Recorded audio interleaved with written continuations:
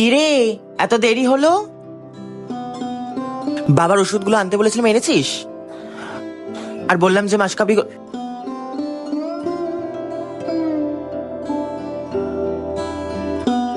কারেন্টের বিলটা দেওয়া হয়েছে? পরশুদিনই তো দিলাম বাবা, কেন একই প্রশ্ন বারবার করছো? আর সত্যি তো, একটু চুপ করো না। এই নে মা।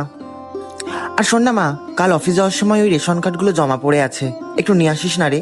সিরিয়াসলি মা, অফিস যাওয়ার সময়? এত মাথা গরমের কারণ ভালোই বুঝতে পারছি। তোমার অফিসের শিফট ক ঘন্টা?